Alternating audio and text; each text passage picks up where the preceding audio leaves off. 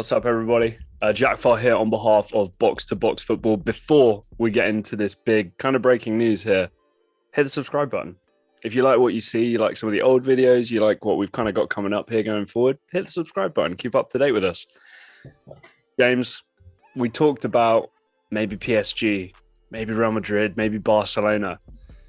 Erling Haaland, Manchester City. Initial reactions, just hit me, because I've got a few questions for you and I want to try and have like a little bit of a dialogue here. And James and I have not talked about this at all. We're just going to have it out here right now. But James, initial reactions, initial thoughts, believed to be around like 60 million euros. So, pretty cheap for a player of his level, about 53 million pounds, somewhere around there, if that's all to be believed. Obviously the death of Mino Raiola. But I mean, what's your initial takeaway? Interesting, because there's a lot to kind of take into it. I thought Bayern was going to swoop in at a time. True.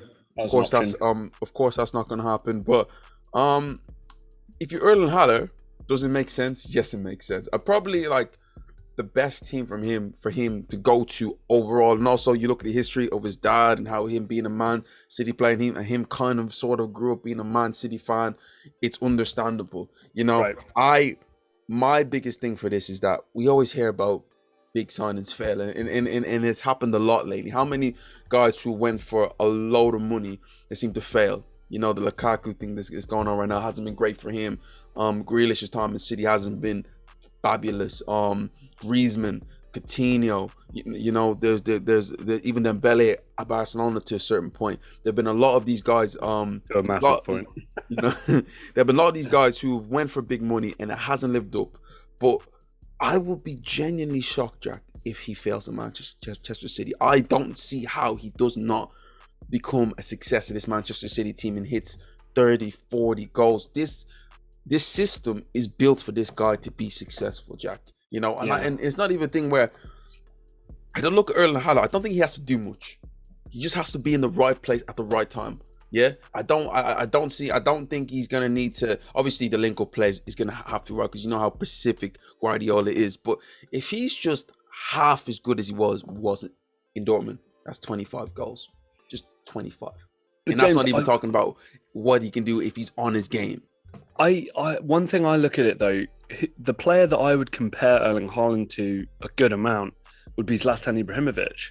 Now, I think that Zlatan is longer, Zlatan is more flexible, Zlatan has better technique. Erling Haaland is a better athlete, is stronger. Well, I mean, that's probably up for debate. Is faster, I don't know about stronger. And maybe a bit more dynamic, a bit more all action, right? I think Erling Haaland is best when you just unleash the beast, you just let him go.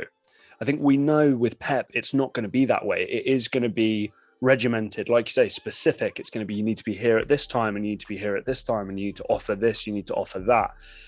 We know what happened with Pep Guardiola and Zlatan in Barcelona. Any danger of that with you right now? Because I'm looking at a guy with similar attitude, similar approach to the game, bit of a maverick, bit of a character, right? I don't know if this is going to be a yes sir, no sir type of football player. And I think, James, to get the best out of Erling Haaland, you've got to let Haaland be Haaland. You just got to let him go do it. I feel like, first of all, you mentioned similar personalities. To me, two completely different personalities. Zlatan is Zlatan Ibrahimovic, and even in the time at Barcelona, I feel like he kind of got the short end of the stick in certain situations there, because as much as people claim that he was bad there, Jack, he started off like a house on fire, scored like in 10 straight games, scored the winner in La Liga, scored 21 goals in his first season and helped Barcelona win the league. He scored 2 against Arsenal, curse him for that. But you must look at where Man City is at and where Zlatan was at this Barcelona team. Barcelona were coming off this tiki-taka way of playing, and a lot of it was very, very central with a lot of movement going on. We've seen what Guardiola did against Real Madrid when they won 6-2. So I look at this Man City team and I look at how they're built. Not a lot of their play goes through the middle. They work it out wide. How many times, Jack, do you see, Man City working down the line? Kevin, I'm thinking about it. Someone makes a diagonal run, straight pass. Kevin De Bruyne cuts it back, goal. Or like for instance, Bernardo Silva plays a 1-2 down the line and flashes it across the goal. I have the exact same thing with Riyad Mahrez there, a bit of Foden there. They all played a similar style that to me is built for a striker to be successful at, where it's Okay. not. I'm not looking for the movement of a striker to come drop deep or anything like that. It's, can you be in his area and can you get on the end of things? And to me, that's where it works out for Erling Haaland. The Barcelona team of like 2010 is completely different to this Man City team, which is to me more cross space. How many times, Jack, do you see what's it called again? Kevin De Bruyne drop in deep to where, Yeah. like, let's say the fullback is, know, in that half space, Cancelo, right. like on the edge of the box, where like he whips a ball, but like he whips an in-swinging ball. What's it called again? Past the fullback and the defender, and like into like onto the back post. We seen that amazing ball for Sterling. No. It was for Jesus. That was a delicious ball, and Jesus kind of just failed to control and score.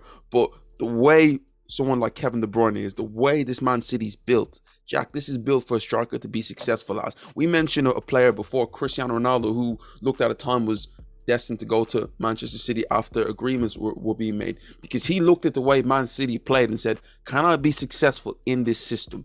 Of course I can. And I just look at Erling Haaland is going to say, come on, Jack, this is built for this guy to be successful. And I will be shocked. I will be shocked if he's not successful. And I'm going to say this right now, and I know I'm talking a lot here.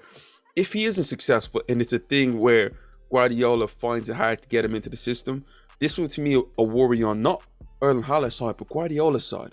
Because if you fail to get a player like Erling Haaland to be successful in your team, then I don't know what's going on. Because I mean, again, I think this is one of my concerns, and it is a legitimate concern. I feel like I think you've got to let Haaland be Haaland, and Haaland is a bully.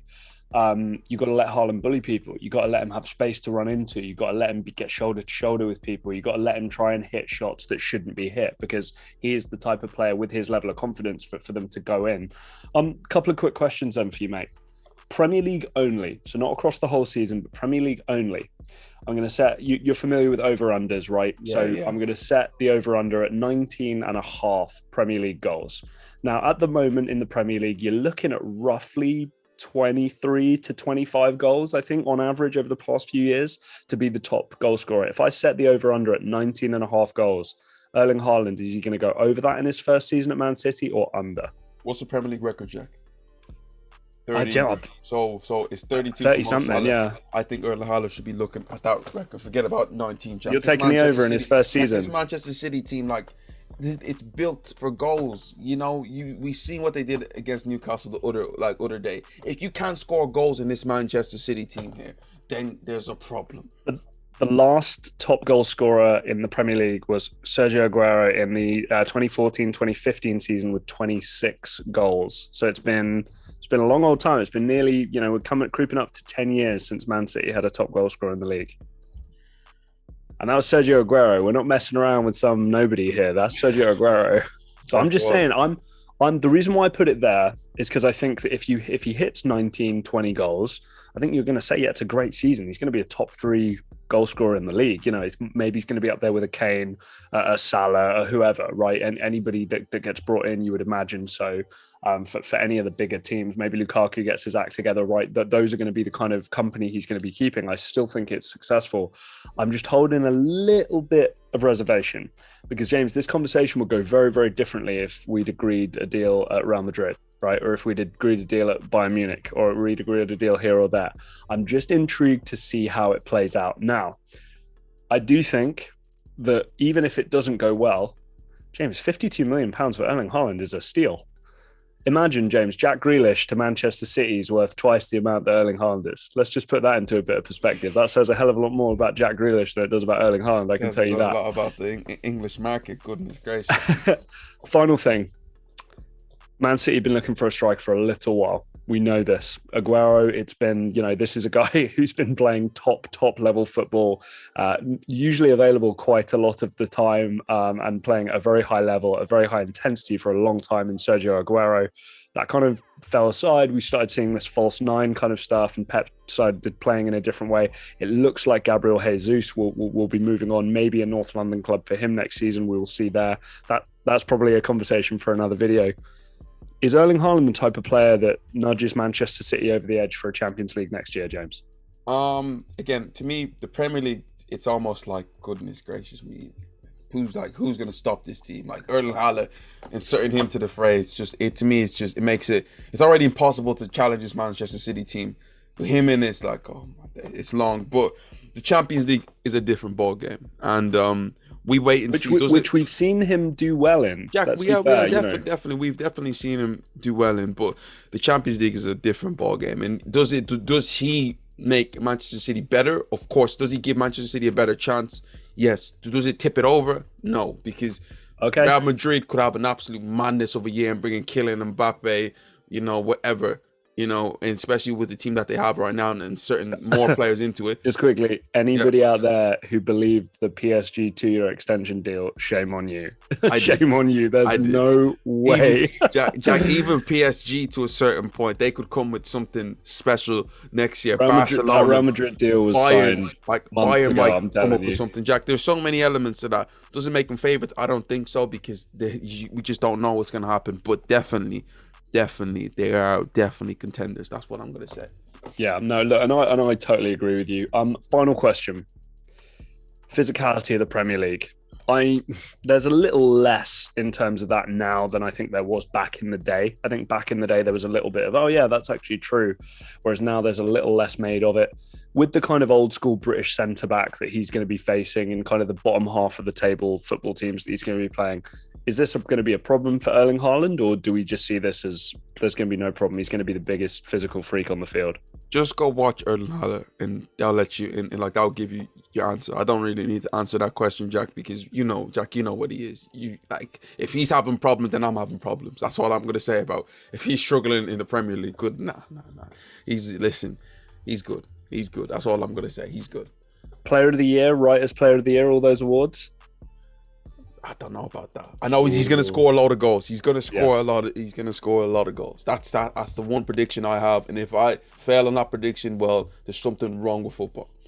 Guys, I'm saying it. I'm still just to be clear. I think James is looking at potential record-breaking kind of numbers here. I'm still looking around that 20 mark. I do feel that is probably going to be the mark for him in his first year. Again, I'm not going to be surprised if he does hit 30.